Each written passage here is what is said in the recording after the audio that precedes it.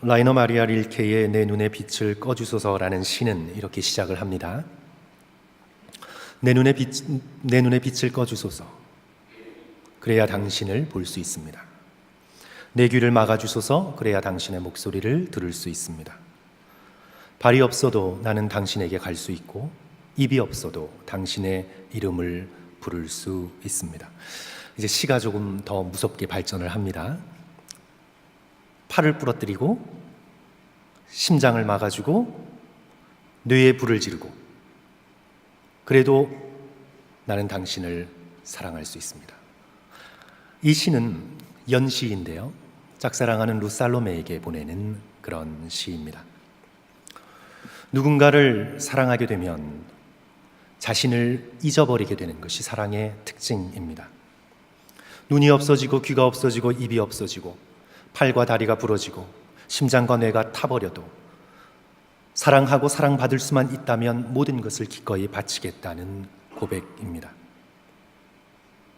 사랑은 자신을 소멸하고 상대를 크게 합니다. 릴케의 다른 시에서는 사랑받는 것은 아예 타버리는 것이라고 표현을 했습니다. 제가 왜 릴케의 시로 오늘 설교의 말씀을 시작하냐 하면, 하나님과 우리와의 관계가 바로 사랑의 관계임을 말씀드리고 싶어서입니다. 하나님과 우리의 관계는 무엇을 주고받고 계산하는 그런 관계가 아닙니다. 하나님과 우리의 관계는 모든 관계의 가장 중요한 사랑의 관계입니다. 우리를 지극히 사랑하셔서 택하신 하나님께서 우리에게 이렇게 명령하십니다. 신명기 6장 5절, 너는 마음을 다하고 뜻을 다하고 힘을 다하여 내 하나님 여호와를 사랑하라. 적당히 사랑하지 말고 사랑받지 못할 때를 생각해서 너의 몫을 숨겨두지 말고 내 마음을 다하고 목숨을 다하고 힘을 다하여 너의 주 하나님을 사랑하라. 이것이 하나님께서 오늘 믿음의 백성 된 저와 여러분에게 주시는 말씀입니다. 우리가 이 말씀을 따라 우리 자신을 잊어버리고 하나님을 마음을 다하고 힘을 다하고 뜻을 다하여 사랑하다 보면 우리는 우리 삶에서 자기 자신이 점점 줄어드는 것을 느끼고 하나님이 점점 커지는 것을 발견합니다. 하나님을 사랑했던 세례 요한이 그리스도를 만나고 품었던 마음입니다. 그는 흥하여야 하겠고 나는 쇠하여야 하리라. 그는 increase, 그는 늘어나야 되겠고 커져야 되겠고 흥하여야 되겠고 나는 decrease, 나는 작아지고 줄어들어야 하리라. 이것이 바로 사랑하는 자의 마음입니다. 하나님을 이용하는 사람은 하나님을 팔아 자기 자신을 크게 하려고 합니다. 하나님을 진정으로 사랑하는 자는 자신을 들여 하나님을 크게 합니다. 그리하여 사랑하는 마음을 품고 하나님께 나아가는 자는 필연적으로 하나님을 높이게 되어 있고 하나님을 찬양하게 되어 있고 하나님을 즐거워하게 되어 있습니다. 그리하여 당연히 우리의 첫 번째 기도는 하늘에 계신 우리 아버지여 라고 부른 다음에 우리의 첫 번째 기도는 당연히 나를 위한 기도가 아니라 하나님을 위한 기도입니다.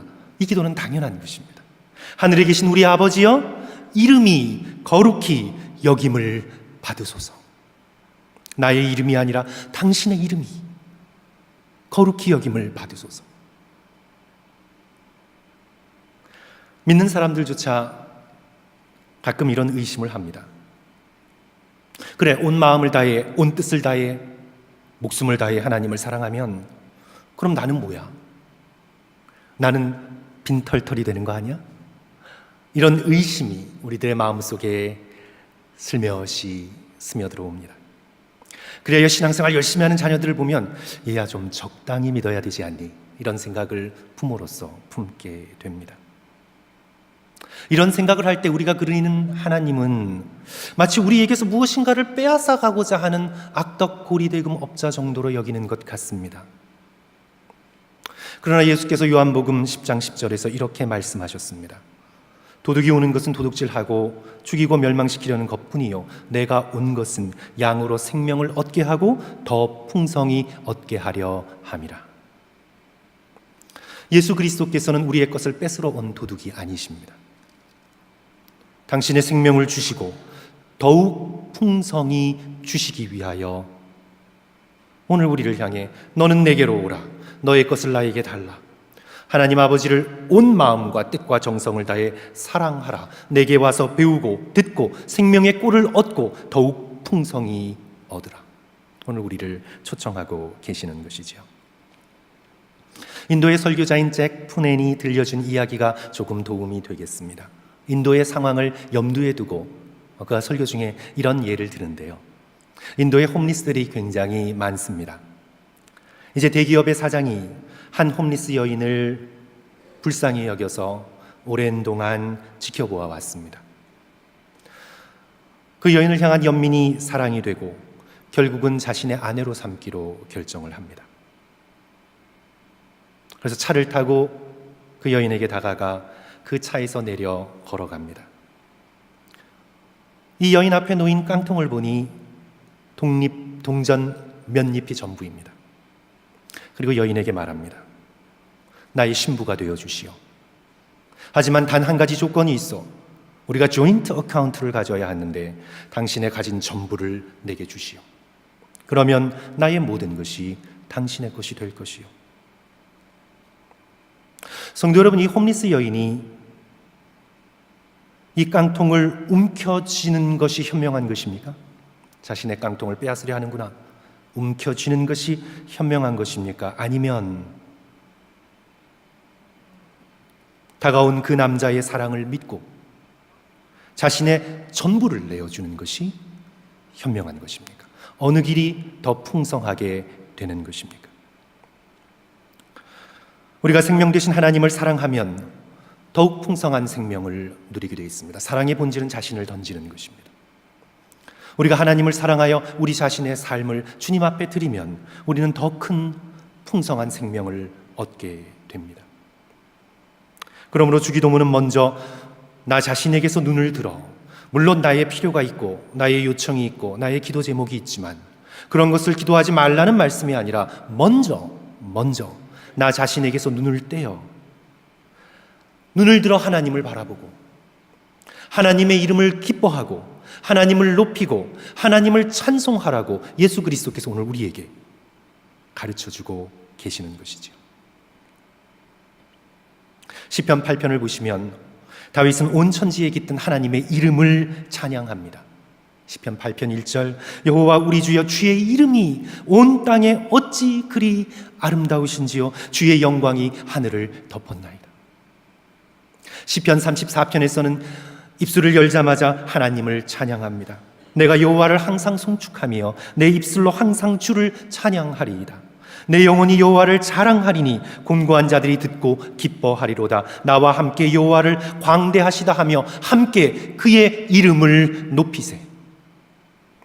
성도 여러분, 이 34편의 기도는 결코 평안한 환경 속에서 쓰여진 시편이 아닙니다. 제목을 보시면 아비멜렉 앞에서 미친 채 하다가 쫓겨나 지은 기도의 노래입니다.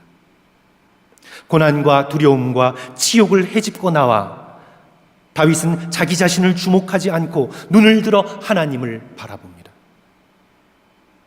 함께 그의 이름을 높이자고 사람들에게 외칩니다. 나와 함께 여호와를 광대하시다 하며 그의 이름을 높이세. 시편 113편 이렇게 노래합니다. 할렐루야, 여호와의 종들아 찬양하라, 여호와의 이름을 찬양하라. 이제부터 영원까지 여호와의 이름을 찬송할지어다. 해 돋는 데에서부터 해 지는 데까지 여호와의 이름이 영원히 찬송을 받으시리로다. 하나님의 이름을 붙들고 하나님을 높이고 하나님을 주목하며 하나님을 찬양하면서 다윗은 큰 힘과 용기와 능력을 얻습니다. 온 마음을 다해 하나님을 주목할 때에 다윗은 고난을 이길 힘을 하나님께로부터 부여받습니다. 자신을 잊고 하나님을 볼 때에 다윗은 결코 적군 앞에서 망하지 않았습니다. 그는 형통하게 되었습니다. 자신을 잊고 하나님을 찬양할 때에 자신이 처한 상황이 어떤 고난이든지 어떤 어려움이든지 점점 더 그는 힘을 얻어 그 고난을 극복하고 결국에는 강성한 자가 되어갑니다. 오히려 하나님을 사랑하지 않고 자신의 깡통 주머니를 움켜쥐고 하나님을 떠나 자신의 유익만 챙기던 사울이 오히려 작아지고 오히려 줄어들고 결국은 망하게 되는 것입니다. 하나님을 온 마음과 온 뜻과 온 정성을 다해 사랑하는 것이 풍성하게 되는 길입니다. 하나님의 이름을 높이는 것이 강건하게 되는 길입니다. 그래야 예수 그리스도께서는 첫 기도로 이름이 거룩히 여김을 받으소서. 오늘 저와 여러분에게 하나님의 이름을 위하여 기도할 것을 가르쳐 주십니다. 성도 여러분, 이름은 불리는 대상의 성품을 나타냅니다. 부르는 대상의 사람됨을 보여주고 있죠. 요즘은 이제 이름이 점점 더 기능적으로 되어가서 조금 다르지만 옛날에는 이름이 그 사람의 사람됨, 즉 성품을 나타낸다 여겼습니다. 그리고 집안과 부모님의 기대를 담고 있다고 여겼고 그 기대대로 살아가는 것이 그 사람의 삶의 운명이라고 여겼습니다. 성도 여러분, 제 이름이 동철인데요. 아버지께서 지어주셨는데 근데 아버님만 지어주신 것이 아닙니다. 왜냐하면 제 마지막 자 철자는 아버님도 어떻게 하실 수 없는 돌림자입니다. 그러니까 집안에서 이름을 미리 하나를 지어준 것이고 그 다음에 이제 가운데 자를 아버지께서 지어주셨죠.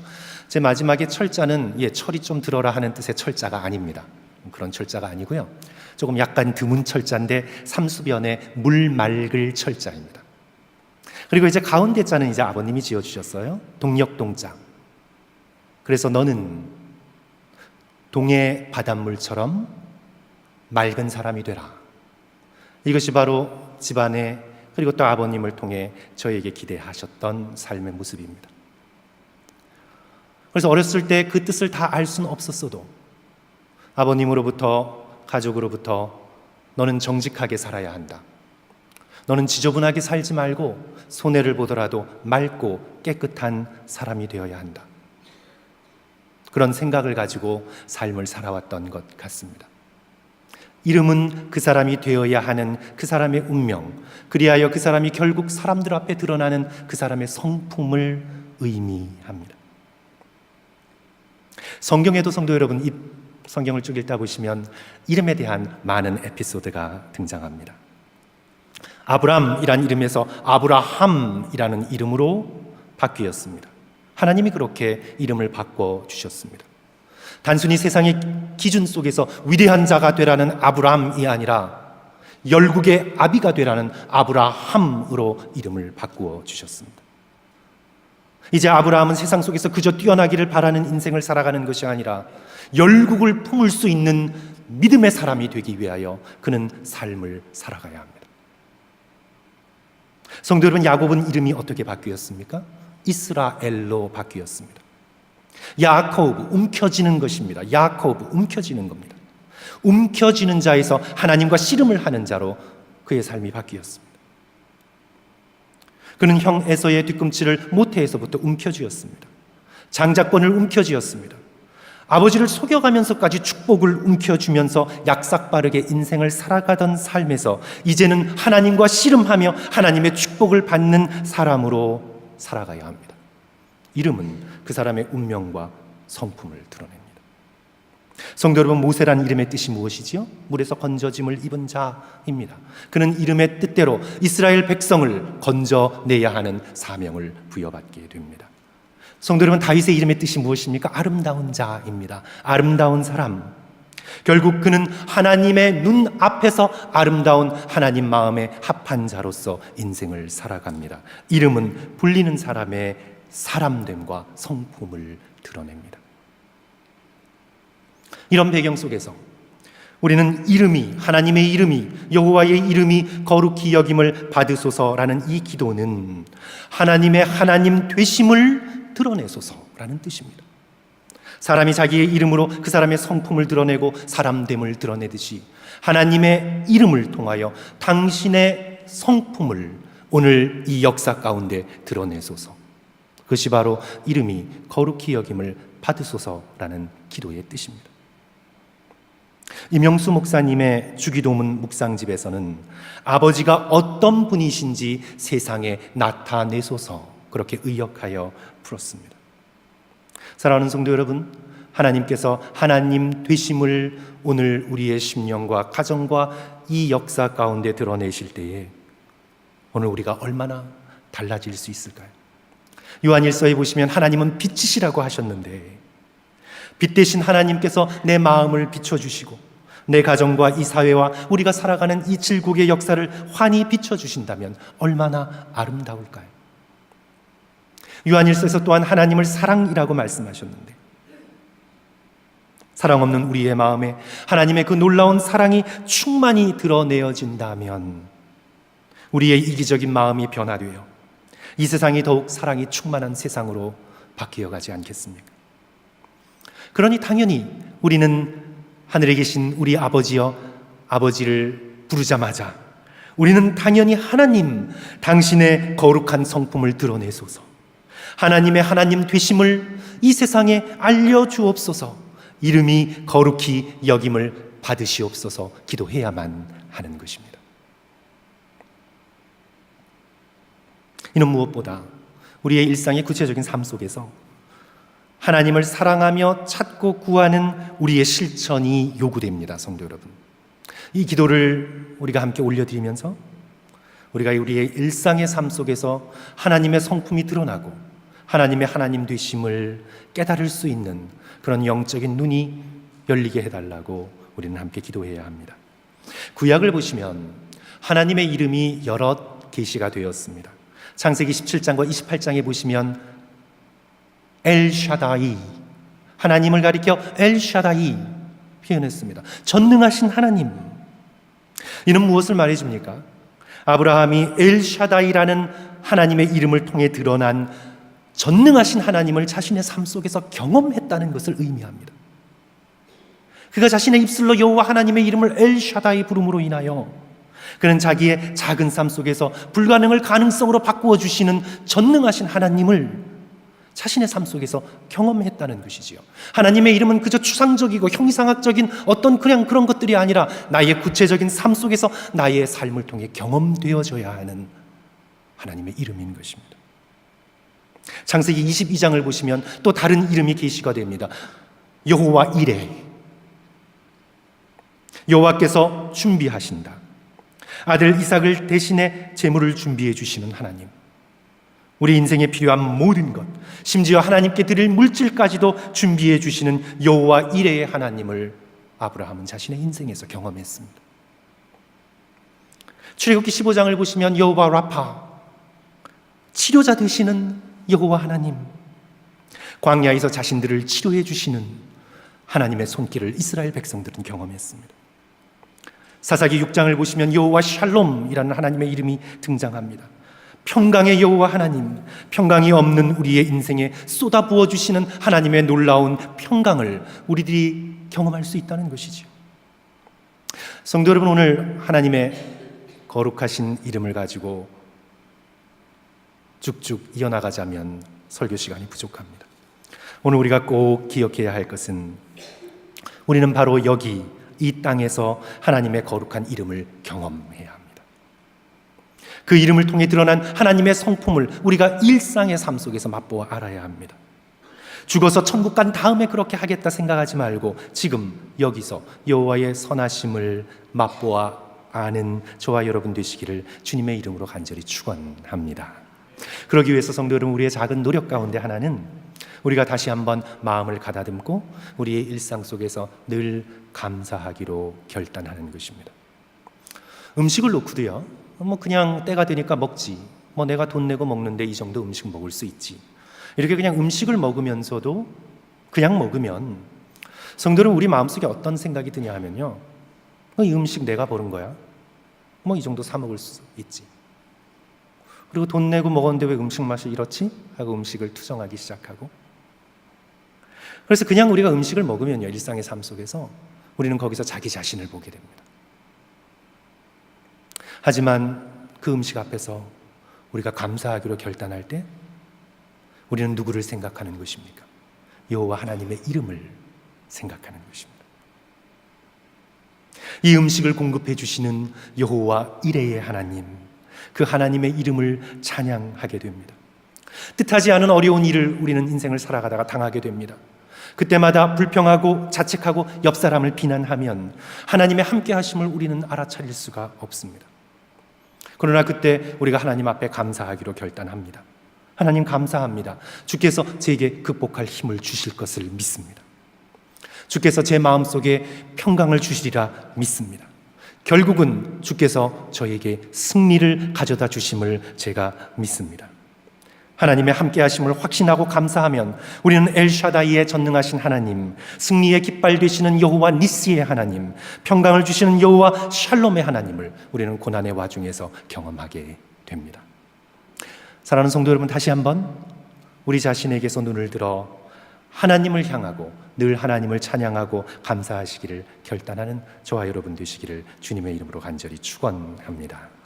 어떤 분들은요, 예수 그리스도의 이 기도, 그러니까 이름이 거룩하게 하옵소서라는 이 주기도문의 첫 기도를 간절히 드리라고 말씀을 드리면 이런 의문을 품을 수가 있습니다. 이름이 거룩하게 하옵소서, 이름이 거룩히 여김을 받게 하옵소서. 마음속에 그냥 하나님께서 그냥 스스로 거룩하게 하시면 안 되나? 왜 우리 보고 기도하라고 하지? 왜 일상의 작은 일에서 숨은 그림 찾기처럼 왜 내가 하나님을 찾아야 하지? 누구나 볼 수 있도록 드라마틱하게 오늘 우리에게 드러내시면 뭐 안 되시나?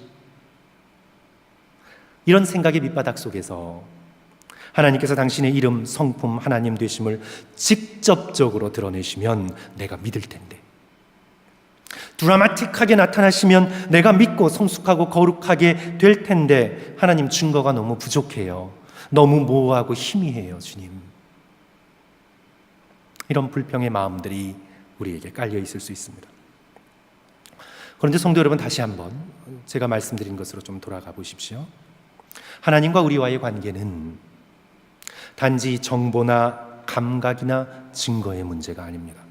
성도 여러분, 사랑은 결코 인포메이션의 문제가 아닙니다. 당신이 나를 사랑하는 증거를 갖고 와봐, 이런 요구를 하는 것 자체가 사랑하지 않는다는 표시입니다. 사랑은 하트의 문제입니다. 마음의 문제입니다. 우리의 영혼 깊숙한 곳에 자리 잡고 있는 우리의 마음. 하나님과 우리와의 관계는 사랑의 관계라 그 무엇보다 마음의 문제입니다.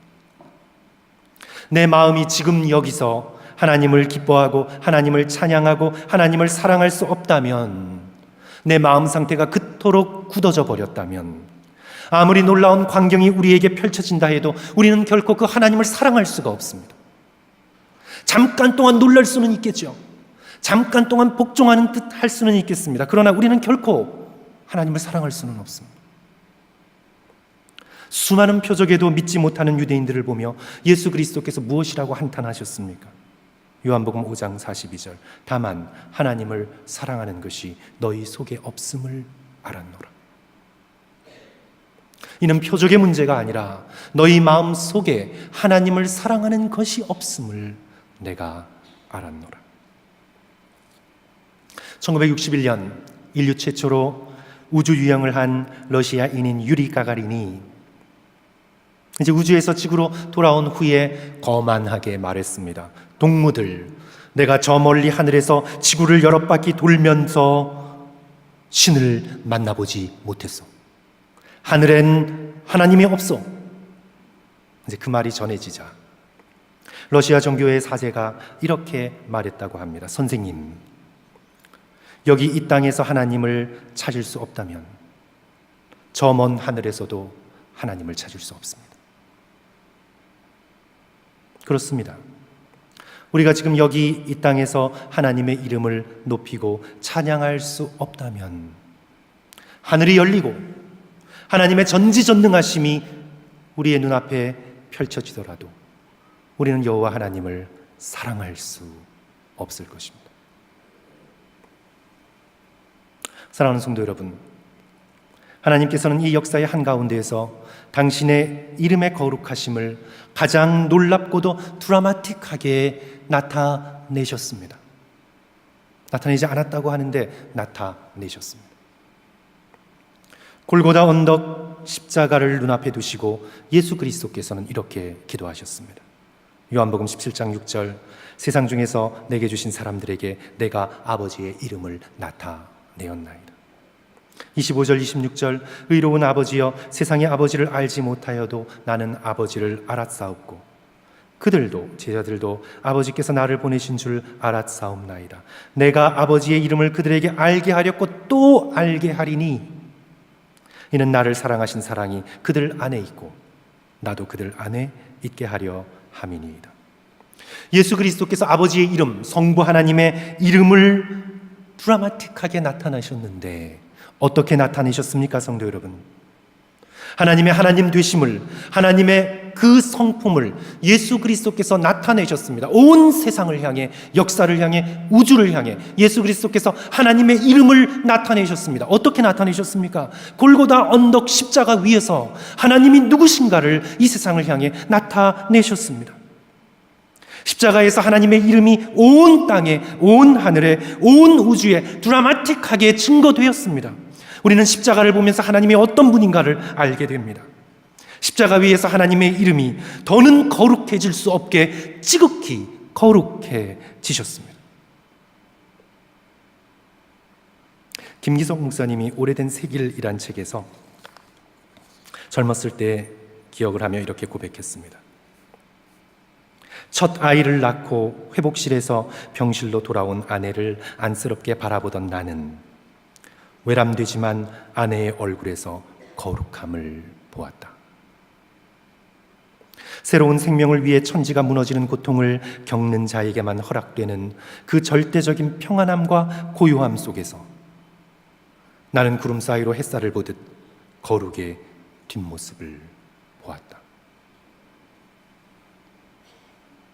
한 생명의 탄생을 위해 죽음을 무릅쓴 여인의 얼굴에도 거룩함이 묻어나거늘 하물며 만 백성의 영혼을 살리시기 위해 십자가에 달리셔서 지옥의 고통을 친히 겪으신 예수 그리스도의 얼굴이시겠습니까? 가시관을 쓰시며 피 흘리시는 나사렛 예수 그리스도의 얼굴에서 우리는 하나님의 지극한 거룩하심을 만나게 됩니다. 저와 여러분을 지극히 사랑하시는 그 끔찍하고도 부들부들 떨리는 거룩함을 우리는 예수 그리스도의 십자가에서 보게 됩니다. 릴케의 연시와 비교도 될 수 없이 하나님께서는 모든 것을 저와 여러분을 위해 주셨습니다. 우리를 구속하시기 위하여 예수 그리스도께서는 눈도 귀도 입도 손도 발도 모든 것을 소멸시키셨습니다. 이 놀라운 사랑을 우리가 십자가 위에서 목격하면서 성도 여러분, 우리는 벅찬 감격과 눈물로 고백할 수밖에 없습니다. 주님, 감사합니다. 이 목숨을 다해 주님을 사랑합니다. 오직 예수의 이름만이, 오직 하나님의 그 거룩한 이름만이 나의 인생과 이 역사에 높임을 받으소서.